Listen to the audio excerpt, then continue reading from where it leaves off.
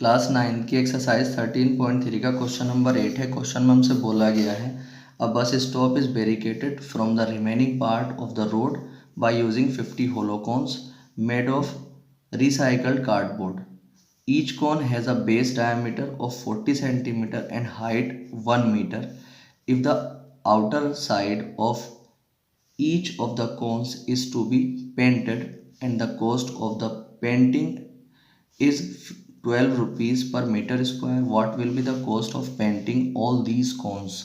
हमें यहाँ पर पाई की वैल्यू 3.14 यूज़ करनी है और हमें अंडर रूट 1.04 की जो वैल्यू है 1.02 गिवन है। ठीक है, अब देखिए क्वेश्चन में हमसे बोला गया है कि एक बस स्टॉप है और रोड है, उनको क्या करा गया है 50 कोन की मदद से 50 कोन्स की मदद से अलग अलग किया गया है। और जो 50 कोन्स ये बने हुए हैं ये पुराने गत्ते के बने हुए हैं।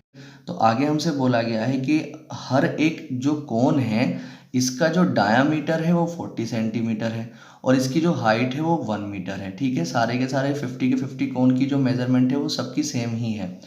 If the outer side of each of the cones is to be painted, अगर इसकी जो बाहरी साइड है उसको अगर हम पेंट कराते हैं तो कितना उसका कॉस्ट बैठेगा। अगर 1 मीटर स्क्वायर पर पेंट कराने का कॉस्ट 12 रुपये है। ठीक है, तो हमें इस क्वेश्चन में ये चीज़ फाइंड करनी है। तो हमें ये बताना है कि 50 के 50 कोन्स के अगर सरफेस एरिया पर अगर हम पेंट कराते हैं तो कॉस्ट कितनी बैठ जाएगी। ठीक है, अब देखिए सबसे पहली बात, जब हमें 50 कोन के सरफेस एरिया पर पेंट कराने की कॉस्ट फाइंड करनी है तो हमें सबसे पहले ये पता होना चाहिए ना कि 50 कोन्स का जो है सरफेस एरिया कितना है। ठीक है, अब यहाँ पर ये बात भी ध्यान देने की है कि जो पेंट होगा वो कहाँ पर होगा। पेंट जो होगा वो इसके कर्व सरफेस पर होगा, जो कॉन्स होंगे उनके कर्व सरफेस एरिया पर जो है पेंट होगा। तो अगर हम क्या कर लेते हैं, एक कोन का कर्व सरफेस एरिया निकाल लेते हैं। ठीक है, और फिर उसकी हम 50 से मल्टीप्लाई कर देते हैं तो जो 50 कोन्स हैं उनका कर्व सरफेस एरिया हमें मालूम हो जाएगा, यानी कि जितना एरिया पेंट के लिए है वो एरिया हमें मालूम हो जाएगा। फिर हम क्या करेंगे, 12 से उसकी मल्टीप्लाई कर देंगे, जो एरिया आ जाएगा हमारे पास आंसर हमें मिल जाएगा। ठीक है, तो सबसे पहला काम क्या करेंगे, हम इस एक कोन का कर्व सरफेस एरिया निकालेंगे। अब देखिए कर्व सरफेस एरिया निकालने का जो फॉर्मूला होता है वो होता है पाई आर एल। ठीक है, और क्वेश्चन में हमें जो गिवन है वो हाइट गिवन है और डायमीटर गिवन है। डायमीटर से रेडियस आ जाता है और हाइट हमें गिवन है, यानी रेडियस और हाइट एक तरीके से हमारे पास है मगर एल हमारे पास नहीं है। तो हम क्या करेंगे, इस एच और आर की ही मदद से क्या करेंगे, एल निकालेंगे पहले, उसके बाद इसका कर्व सरफेस एरिया निकालेंगे। देखिए तो एच हमें इसमें गिवन है 1 मीटर और जो डी गिवन है वो कितना है 40 सेंटीमीटर। आपको मालूम है जब भी डी गिवन हो तो तुरंत आर निकाल लिया करो, और आर क्या होती है d/2। तो आर कितना आ जाएगा 40 और अपॉन में 2 से ये कट जाएगा 20 टाइम, आर की वैल्यू आ गई 20 सेंटीमीटर। मगर हमें ये मालूम है हाइट मीटर में चल रही है और ये सेंटीमीटर में है, तो क्या कर लेंगे, सेंटीमीटर को भी मीटर में कन्वर्ट कर लेंगे।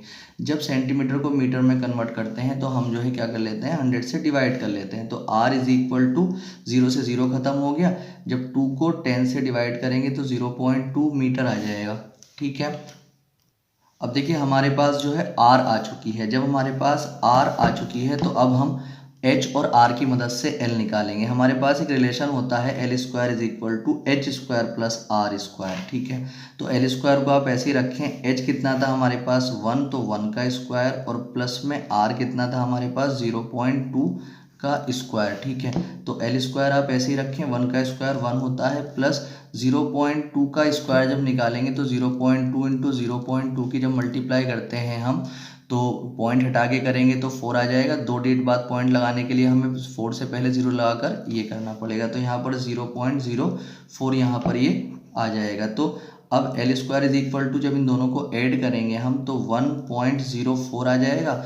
अब हमें एल स्क्वायर नहीं चाहिए, हमें एल चाहिए। तो अगर हमें किसी की वैल्यू निकालनी होती है और इसके ऊपर स्क्वायर होता है तो उसके ऊपर से स्क्वायर हटाकर हम सामने वाले पर रूट चढ़ा सकते हैं। ठीक है, तो इसके ऊपर रूट आ गया है। अब आपको ये मालूम है कि अंडर रूट 1.04 की जो वैल्यू दी हुई थी वो 1.02 गिवन थी, तो हम यहाँ पर क्या रख सकते हैं 1.02 रख सकते हैं। अब हमारे पास L आ चुका है, जब L आ चुका है तो पाई आर एल की मदद से हम इसका कर्व सरफेस एरिया निकालेंगे। एक कोण का उसकी 50 से मल्टीप्लाई करेंगे तो क्या आ जाएगा हमारे पास, जहाँ जिस एरिया पर पेंट कराना है वो एरिया कंप्लीट हमारे पास आ जाएगा। ठीक है, तो अब हम क्या करेंगे, the curved surface area of 50 cons.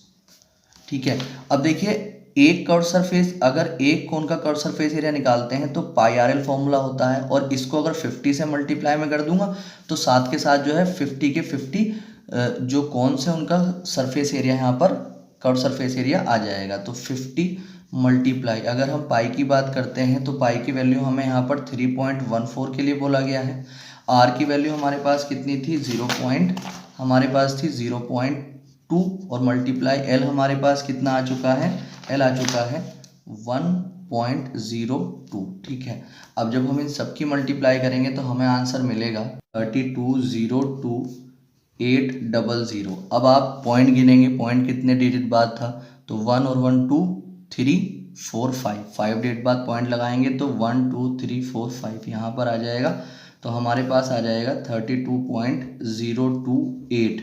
Last के ज़ीरो को हम छोड़ देते हैं, ठीक है, पॉइंट के बाद वालों को। अब हमारे पास जो 50 कोन्स थे उनका जो है कर्व्ड सरफेस एरिया हमारे पास आ चुका है। तो इसका मतलब जो है हमें ये पता चल चुका है कि जहाँ पर पेंट होगा तो इतने एरिया पर जो है पेंट होगा। तो अब क्या कर लेंगे, 1 मीटर स्क्वायर पर पेंट कराने का जो कॉस्ट था वो 12 रुपीज़ था। ठीक है, 12 रुपीज़। तो जब एक का मालूम है, इतने का निकालना है तो क्या कर देंगे, मल्टीप्लाई कर देंगे। ठीक है, तो total cost of painting is equal to 12 multiply 32.028। जब इनकी मल्टीप्लाई आप करेंगे तो जब इन दोनों की मल्टीप्लाई हम करेंगे तो हमारे पास इतना आ जाएगा, तो इतने रुपीज़ जो है इसका आंसर आ जाएगा।